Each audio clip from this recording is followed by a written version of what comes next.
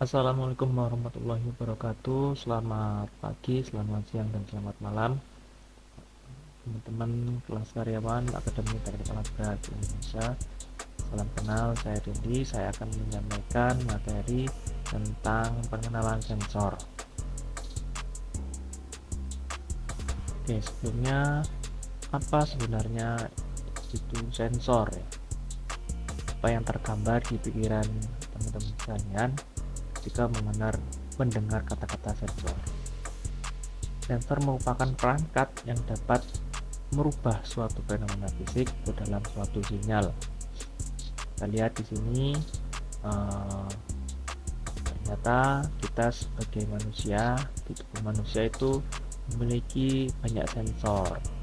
Pertama, ada mata untuk mendeteksi cahaya, kemudian telinga untuk mendeteksi suara, ada mulut termasuk lidah di dalamnya, dan hidung untuk mendeteksi aroma atau bahan-bahan kimia yang lainnya seperti rasa asin, rasa pahit, dan lain-lain.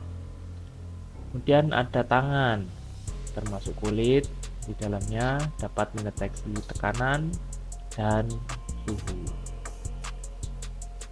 Ternyata sensor yang ada pada teknologi saat ini itu terinspirasi dari sensor yang ada pada tubuh manusia. Jadi fenomena fisik yang dapat terinspirasi dari apa yang dapat dideteksi oleh manusia, kemudian masuk dalam suatu sensor sistem dan diukur untuk keluarannya secara terukur, entah dalam bentuk tegangan, arus, ataupun yang lain.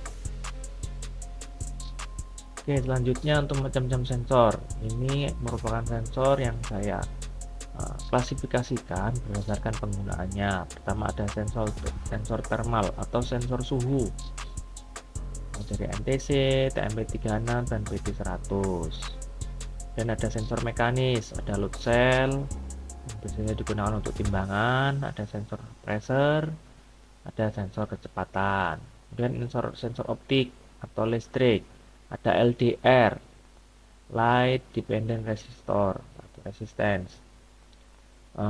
Sensor cahaya, jadi resistansinya bergantung pada cahaya yang diterima. Selanjutnya ada sensor arus ya, seperti ini, dan ini sensor tegangan, biasanya terdapat pada switchgear atau gardu induk. Kita lanjut sensor kimia, ada sensor pH, deteksi derajat keasaman dari suatu zat, dan ada sensor kelembapan tanah, tanah. Jadi ini biasanya digunakan pada pertanian atau perkebunan. Untuk macam sensor yang lainnya berdasarkan sinyalnya, berdasarkan cara dia menghasilkan listrik atau sinyal keluarannya, masih banyak lagi macamnya. Secara penggunaannya saya golongkan menjadi 4. Oke, selanjutnya ada karakteristik sensor. Kita lihat di sini gambarnya merupakan gambar target kena panah ya. Ternyata sensor sendiri juga memiliki karakteristik. Pertama, akurasi. Akurasi sensor dapat mengukur suatu fenomena mendekati nilai sebenarnya, jadi pas di tengahnya. Akurat artinya nilainya itu, misal suhu, sensor suhu ketika dideteksi oleh sensor sebesar misal 50 derajat atau 45 derajat, berarti nilainya ketika kita termometer dengan menggunakan alat yang lain itu pas atau sama dengan nilai yang sebenarnya. Kemudian ada presisi, jadi ketika digunakan untuk beberapa kali, misal mengukur suhu untuk pengukuran suhu yang pertama, kedua, ketiga, nilainya tidak jauh berbeda. Nah, ini ada gambarannya ketika akurasinya rendah dan presisinya rendah. Kita lihat nilai yang didapat ternyata random dan acak. Dan ini akurasinya rendah dan presisinya tinggi, ternyata tidak pas di tengah ya. Yang bagus adalah akurasinya tinggi dan presisinya tinggi, jadi dia pas nilainya tepat di tengah, mendekati nilai yang sebenarnya, dan presisinya tinggi, artinya ketika dilakukan pengulangan pengukuran nilainya tidak jauh berubah.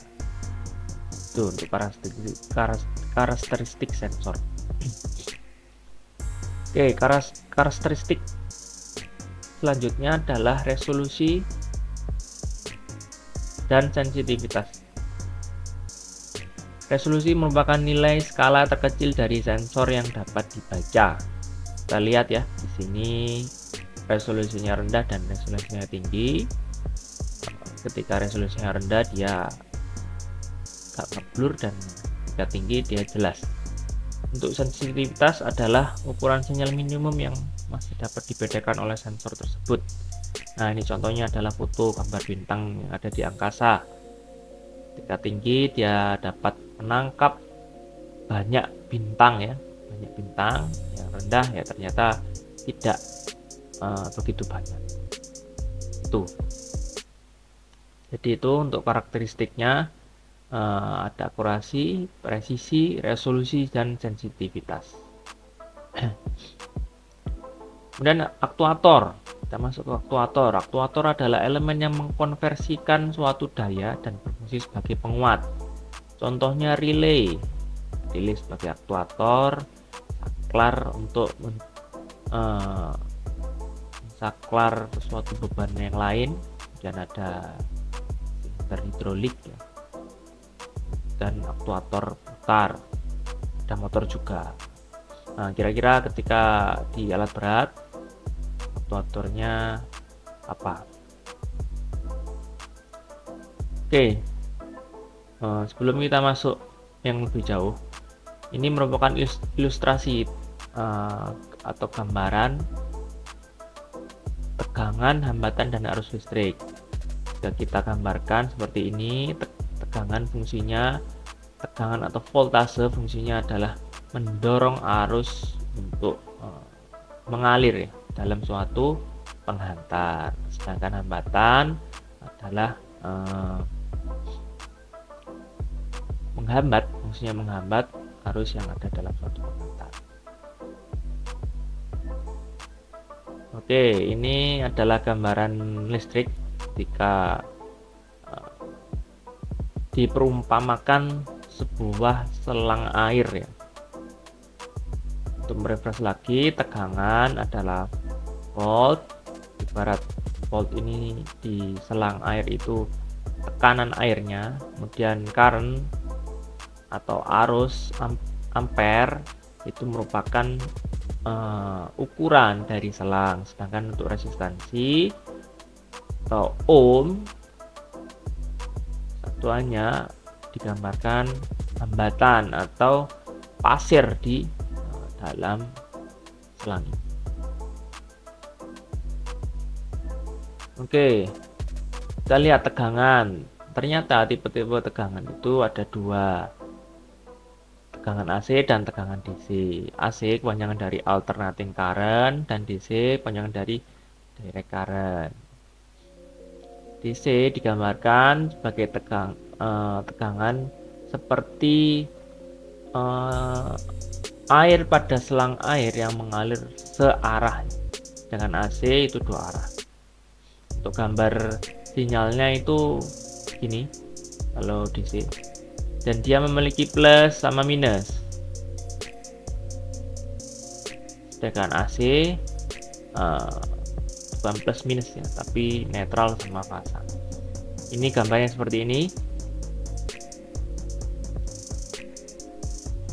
Biasanya pada di instalasi jaringan listrik yang ada di rumah kita, atau di gedung di rumah. Yang untuk DC biasanya digunakan pada alat-alat elektronik. Nah, kira-kira kalau alat berat masuk yang mana, AC atau DC?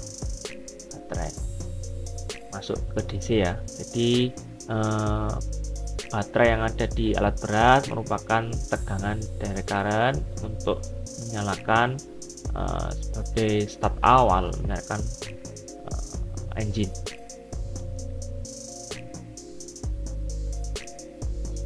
Oke, selanjutnya untuk tegangan. Ini tegangan rumusnya adalah current kali resistansi atau I kali R. Ini ya sirkuit diagramnya. Yang panjang biasanya plus, yang pendek min. Untuk R-nya gambarnya seperti ini dan I seperti ini. Nah, jika kita ibaratkan sebuah air, ternyata tegangan itu seperti pompanya yang menghasilkan suatu tekanan. Dan untuk diameter selangnya atau pipanya itu diibaratkan arusnya, sedangkan sen atau pasir itu hambatannya. Ini ya, untuk gambarnya, gambar aslinya baterai dan lampu. Jadi ketika nggak ada lampu ya nggak ada arus atau current yang mengalir. Di arus ini mengalir ketika dia ada suatu beban, entah itu bentuknya lampu, motor, atau peralatan elektronik lain. Nah, kalau di alat berat apa bebannya ketika dari baterai? Nyalakan sebuah motor starter ya, motor starter. Oke, ini merupakan hukum Ohm. Nggak usah dihafalkan untuk apa ya bunyi hukum Ohmnya, tapi dipahami rumusnya. I dimana adalah arus yang mengalir, satuannya ampere. V merupakan tegangan atau volt, satuannya volt ya. R hambatannya R merupakan hambatan, satuannya ohm. Nah, ini cara mencarinya ketika ada soal. Misal kita mencari I, berarti yang ditutup I, V per R. Kita mencari tegangan, diketahui arus sama hambatannya, berarti ditutup yang V, I kali R. Dan yang R berarti V per I. Oke, kita coba latihan soal. Sebuah pengantar dipasang pada tegangan 24 volt. Jika arus yang mengalir sebesar 4 ampere, berapakah besarnya hambatan pada pengantar tersebut? Nah, yang ditanya apa? Yang diketahui V sama dengan 24 volt, I sama dengan 4 ampere, yang ditanya R. R, kita lihat yang ditutup yang R sini. Berarti V per I. V dibagi I. V-nya berapa? Kita masukkan angkanya 24 dibagi 4. R-nya ketemu sebesar 6 ohm. Ini satuannya ya, jangan lupa bentuknya volt sama ampere. Dan hasilnya ketika dibagi adalah ohm. Oke, contoh lain. Ini berapakah I yang mengalir pada rangkaian ini? Kita tulis dulu, diketahui R sama dengan 50 ohm. V atau tegangan voltasenya 24 volt. Ditanya I. Kita tutup I, V per R, jadi 24 dibagi 50. Hasilnya ini pakai ini. Hasilnya 0,48 ampere. Jadi arus yang mengalir dalam rangkaian ini sebesar 0,48. Baik, sekian untuk materi pertama sebagai pendahuluan tentang perhitungan atau contoh soal menghitung tegangan, arus, dan hambatan. Ini banyak digunakan entah di alat berat ataupun di luar alat berat, karena ini rumus dasar dari perhitungan listrik seperti itu. Sekian mungkin dari saya, kurang lebihnya saya mohon maaf. Selamat pagi, selamat siang, dan selamat malam. Saya akhiri. Assalamualaikum warahmatullahi wabarakatuh.